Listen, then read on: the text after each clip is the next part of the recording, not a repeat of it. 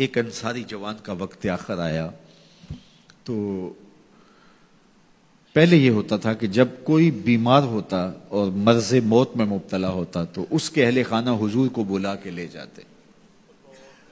حضور اس کے پاس تشریف رکھتے، پھر اس کی موت واقع ہوتی، پھر اس کی تجہیز و تکفین ہوتی، پھر جنازہ ہوتا، قبر میں اتارتے، پھر حضور آتے.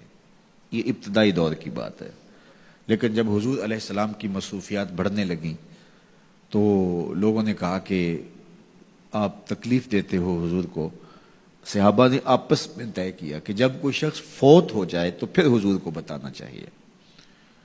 تو پھر جب کوئی فوت ہو جاتا تو پھر حضور کو بتاتے، حضور ان کے ہاں تشریف لے جاتے. لیکن پھر اور زیادہ مصروفیت ہوئی تو کہا حضور کو جنازے کا بتانا چاہیے، پھر جنازے کا بتاتے. پھر اور کار نبوت کی اہم ذمہ داریاں اور نظم پھیلتا چلا گیا تو پھر صحابہ نے آپس میں مل کے طے کیا کہ جنازے کا بھی نہیں بتائیں گے بلکہ جنازہ اٹھا کے حضور کی چوکھٹ پہ لے آئیں گے. اور پھر جنازہ اٹھا کے لے آتے. یہ باب البقیع سے باہر جو جگہ خالی پڑی ہے، جنت البقیع کے درمیان جو جگہ ہے، یہاں لا کے جنازہ رکھا جاتا ہو. حضور کے دور میں سارے جنازے یہاں ہوتے تھے. تو پھر جنازہ لایا جاتا، حضور سے عرض کیا جاتا اور حضور حجرہ انور سے نکل کے جنازہ پڑھا دیتے. تو یہ ابتدا کی بات ہے. تو حضور پہلے ہی تشریف لے جاتے. تو وہ انصاری جوان کا وقت آخر تھا اور آقا کریم علیہ السلام اس کے سرہانے بیٹھے تھے. تو اسرائیل علیہ السلام روح قبض کرنے کے لیے آئے. روح جب قبض کرتا ہے ملک الموت تو وہ پاؤں کی جانب سے روح کو قبض کرنا شروع کرتا ہے.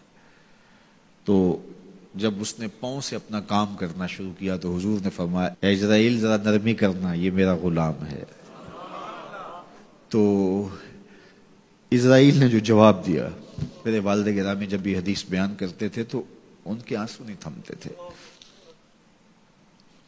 تو اسرائیل نے جو جواب دیا وہ کیا تھا؟ کرے عینہ کا، حضور آپ کی آنکھیں ٹھنڈی ہو جائیں، حضور آپ کی آنکھیں ٹھنڈی ہو جائیں. صرف اس کے ساتھ نہیں، آپ کا جو بھی غلام ہوگا اس کے ساتھ نرمی کروں گا، اس کے ساتھ نرمی کروں گا.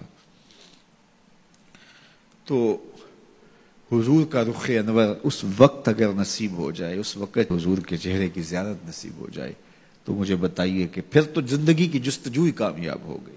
اللہ ہمیں حضور کی محبت عطا کرے اور ہمارے باطن کو ستھرائی دے دے. کاروبار بھی ہیں، بچے بھی ہیں، بچوں کے مسائل بھی ہیں، بچوں کے رشتوں کے معاملے بھی ہیں، اور بھی بہت سارے معاملات ہیں جو ہم سب کے ساتھ پیش ہوں گے.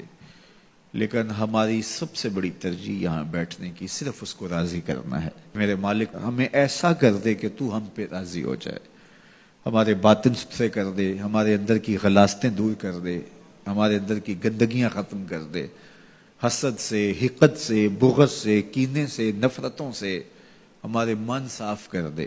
اور اللہ دین کا کوئی کام ہم سے لے لے. یہ دعا کیجئے گا اللہ ہم سے ہماری استطاعت کے مطابق یہ مشت خاک کسی کام آ جائے، اس کا کوئی مقصد ہو.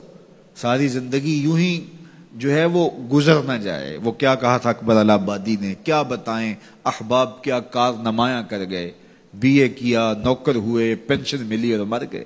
یہ زندگی کا مقصد تو نہیں. یہ تو کام ایک چونٹی بھی کرتی ہے.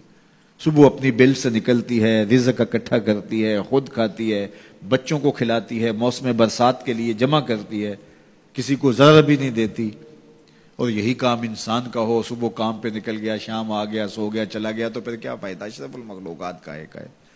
تو یہ دعا کریں اللہ اس مشت خاک سے کوئی کام لے لے اپنے دین کے لیے، ہم مقصد کی زندگی گزاریں، با مقصد ہماری حیات مستعار ہو. اور وہ با مقصد تبھی ہو سکتی ہے کہ اللہ رسول کی راہوں پہ گزاروں میں انسانیت کی خدمت کریں. سب سے بڑی خدمت انسانیت کی انسانی ہدایت کے لیے کوشش ہے. انسان کی سب سے بڑی ضرورت ہدایت ہے. تو انسانی ہدایت کے لیے کوشش یہ سب سے بڑی انسانیت کی خدمت ہے. اللہ ہمیں توفیق دے، اپنی پناہوں میں رکھے.